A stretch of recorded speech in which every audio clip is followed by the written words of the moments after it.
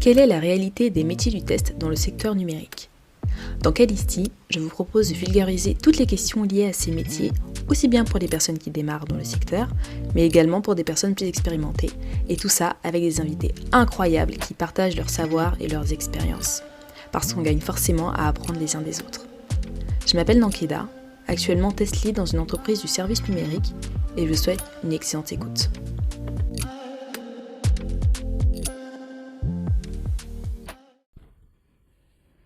Bonjour à tous, j'espère que vous allez bien.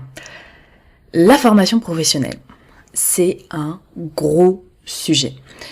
Tous les retours que j'ai vis-à-vis de ce podcast concernent principalement l'aspect formation. Bon, en même temps, j'avais décidé de le créer pour donner une ressource supplémentaire aux gens justement en recherche d'informations sur les métiers du test et qui pensaient à se reconvertir. Ça paraît logique. Mais quand j'observe en fait les tendances d'écoute et que je lis les messages que je reçois sur mes réseaux sociaux, je me rends compte que j'ai peut-être sous-estimé l'intérêt des gens pour ce sujet en particulier. Et puis en poussant un petit peu plus loin ma réflexion, ça m'a apparu comme une évidence.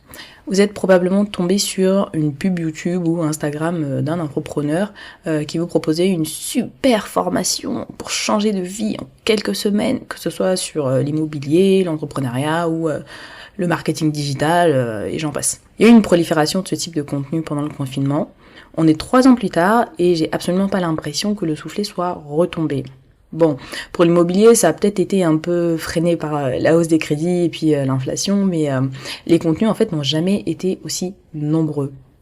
Je pense honnêtement qu'il y a des contenus qui sont très bons et puis d'autres qui sont vraiment de belles arnaques. Mais si je dois retenir une chose, c'est que le succès de ce type de contenu vient probablement du fait que les gens qui créent ce type de formation ont mis le doigt sur un problème dur. Donc dur, à savoir douloureux, urgent, reconnu.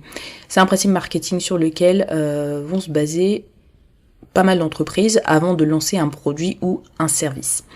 Dans un cadre professionnel, d'après moi, le problème vient du rejet qu'on peut rencontrer quand on cherche du travail ou quand on cherche à évoluer dans son travail. Qu'on soit indépendant ou salarié, à moins d'être rentier, le seul moyen d'avoir de quoi vivre, c'est le travail.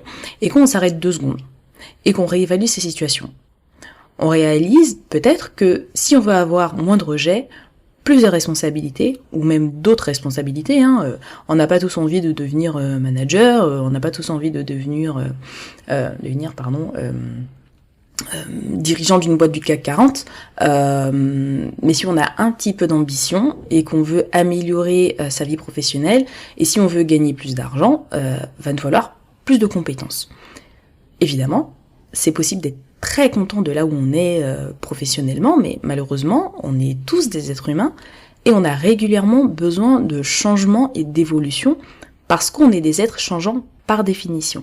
Ça s'explique probablement scientifiquement, mais en dehors de ça, en fait, on peut aussi juste avoir l'impression d'atteindre un plateau, de ne plus progresser et de ne pas être satisfait de cette situation. Bon, il y a certaines personnes qui se satisfont de leur situation et qui la vivent très bien pendant 10 ans, 15 ans ou 20 ans, mais c'est vraiment une minorité. De mon point de vue, c'est ce qui se passe avec pas mal de testeurs qui ont envie de plus, qui éprouvent une lassitude, mais qui savent pas forcément comment s'y prendre pour dépasser ce plateau qu'ils et elles ont l'impression d'avoir atteint. Et en soi, je parle du test, mais c'est quelque chose qui s'applique à presque tous les métiers au final. Mais par contre, comment se former et acquérir ces nouvelles compétences quand on n'a que 24 heures dans une journée ? Et comment trouver la motivation ? Une motivation qui va durer suffisamment longtemps, sachant qu'on a déjà plein de choses à gérer au quotidien. J'avais déjà parlé de motivation dans un épisode précédent, dans la première saison, et je vous invite à l'écouter si c'est quelque chose qui vous intéresse. Maintenant, sur la formation, on a 2 cas de figure. Soit vous avez réussi à organiser votre vie pour vous former sur de nouvelles compétences, par exemple avec un fonds GESIF ou un MBA, un master financé par votre entreprise. Soit vous aimeriez dégager du temps pour ça, mais c'est super compliqué parce que votre situation personnelle et professionnelle ne vous le permet pas. Je vais m'adresser à ce 2e groupe et donner quelques outils que j'ai mis en place de mon côté et qui peuvent aider. À savoir que je m'adresse principalement à des testeurs et des personnes qui travaillent dans l'informatique. Ces outils peuvent difficilement s'appliquer pour quelqu'un qui va travailler dans le bâtiment par exemple, mais si vous écoutez ce podcast et que vous n'êtes pas du tout du secteur, ça reste une méthodologie qui peut être mise en place et adaptée pour vous. Donc, comment faire pour apprendre de nouvelles compétences et progresser en continu et pourquoi le faire? Je vais d'abord répondre au pourquoi. Le marché du travail a évolué et aujourd'hui, on ne passe plus 20 ans dans une même entreprise et exactement au même poste. On est sur un secteur, l'informatique, et des métiers qui évoluent vite et qui nous forcent à nous adapter si on veut garder de l'employabilité. Si on fait la même chose dans la même entreprise pendant 10 ans, on va acquérir une expertise, bien sûr, mais à partir du moment où il y aura un changement interne ou externe important, en tout cas suffisamment important, on va se retrouver complètement perdu avec le risque d'être dépassé. Maintenant, comment faire? Ce que je disais plus tôt, soit vous arrivez à organiser votre vie pour apprendre ces nouvelles compétences sur un temps de formation long dédié, et dans ce cas-là, vous avez déjà répondu à la question par vous-même, soit vous le faites petit à petit. Je m'explique. Ça fait très longtemps que j'ai envie de step up mon niveau d'Excel. C'est un outil que j'utilise au quotidien, mais je pourrais le maîtriser un petit peu plus. J'ai entrepris sur le mois de janvier de consacrer 30 minutes à 1 heure par jour pour apprendre des trucs que je ne connais pas sur Excel. Donc pour ça, je me lève 45 minutes plus tôt d'habitude le matin, je bois mon café et je m'auto-forme avec des cours sur YouTube ou sur Udemy. Après ça, je me prépare et je continue ma journée de travail classique. Je compte faire ça toute cette année sur des cycles plus ou moins longs pour plusieurs outils. Ça ne me coûte qu'une connexion internet et 45 minutes de sommeil en moins. Pas besoin de me lever à 5h du matin, pas besoin de chambouler toute mon organisation quotidienne et ça n'empiète pas sur mon temps de travail et mon temps de cerveau disponible. Ça, c'est le système que j'ai trouvé et qui fonctionne pour moi. C'est concret, ça peut être mis en place dès aujourd'hui, dès demain. Pour certaines personnes, ce sera peut-être plus facile à mettre en place le soir ou le week-end sur une durée plus importante. Par exemple, 2 heures le samedi matin, 2 heures le dimanche matin, enfin voilà, par exemple. Avec ça, vous pouvez vous auto-former sur du développement, sur un nouveau framework, sur un outil d'automatisation, par exemple.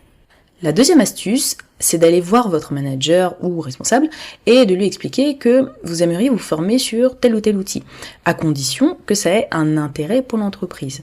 Si l'intérêt est avéré, ce sera beaucoup plus facile pour vous d'avoir du temps alloué pour ça pendant vos heures de travail classiques. C'est quelque chose qui se fait beaucoup dans les ESN parce que les ESN ont besoin de garder des consultants qui ont des compétences à jour. Donc, osez poser la question. En soi, vous n'avez rien à perdre et tout à y gagner. La troisième option, c'est simplement de changer de contexte par vous-même. Si vous êtes consultant, vous pouvez demander à changer de mission. Et si vous sentez que ce n'est pas possible et que vous voulez absolument faire autre chose, vous pouvez toujours démissionner pour une entreprise concurrente sur le poste. Attention, je suis pas en train de pousser les gens à démissionner, mais n'oubliez pas que c'est une option. Il y a même des gens qui démissionnent, enfin même beaucoup de personnes qui démissionnent pour faire un gap de salaire, parce qu'on sait qu'on fait un gap de salaire quand on démissionne pour un même métier dans une entreprise concurrente. Donc vous pouvez très bien le faire pour pouvoir continuer à progresser. En tout cas, la raison première, pour pouvoir continuer à progresser en termes de compétences. Si vous êtes freelance, la question se pose moins, étant donné que vous avez plus de flexibilité pour choisir vos clients. On a tendance à dire que l'herbe n'est pas toujours plus verte ailleurs, ce qui est vrai, en tout cas moi j'en suis convaincue, mais vous pouvez être certain que évoluer dans un nouveau contexte, ça va vous permettre d'apprendre de nouvelles choses et surtout ça va tester votre faculté d'adaptation. Et ça rejoint quelque chose aussi que je dis souvent dans ce podcast, cultiver sa curiosité et ne pas rester dans un environnement complètement fermé. C'est hyper important de rester ouvert, de se poser des questions et de voir comment ça se passe ailleurs. Alors évidemment, c'est pas si simple selon les situations et j'ai conscience personnellement d'avoir certains privilèges, vivre dans un pays stable politiquement, dans une ville où il y a de l'emploi, d'être en bonne santé physique et mentale, et chaque membre de ma famille est parfaitement autonome. Et ça, ce sont des privilèges auxquels tout le monde n'a pas accès.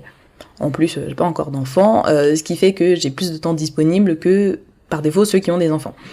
Mais je suis convaincue que c'est possible de trouver, vraiment pour chacun, de trouver 30 minutes par jour pour investir sur soi. Parce que c'est ce qu'on fait quand on choisit de se former. Apprendre une nouvelle notion, faire un exercice, lire, et mettre en pratique ce qu'on a retenu, c'est à la portée de tout le monde. Ce sont les petits efforts qui produisent des grands résultats parce que le temps joue souvent en notre faveur. Si vous êtes familier de la notion d'intérêt composé, quand on parle d'argent, faut le voir de la même manière en ce qui concerne le temps. Par exemple, investir 100 € aujourd'hui à 10% vont se transformer en 110 € dans un an, qui seront réinvestis et se transformeront en 121 € dans 2 ans.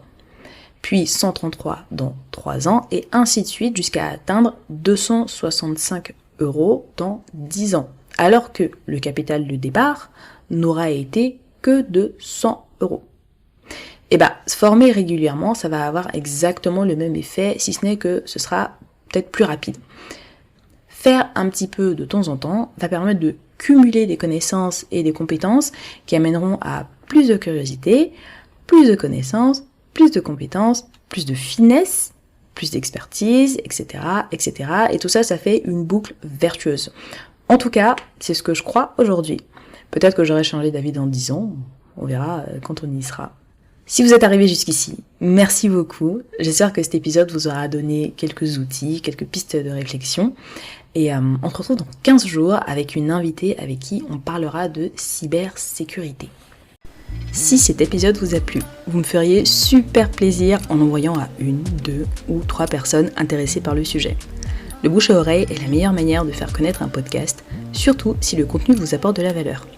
N'hésitez pas à me suivre sur les réseaux sociaux, à vous abonner au podcast pour être au courant de la mise en ligne du dernier épisode. On se retrouve dans 15 jours et d'ici là, portez-vous bien.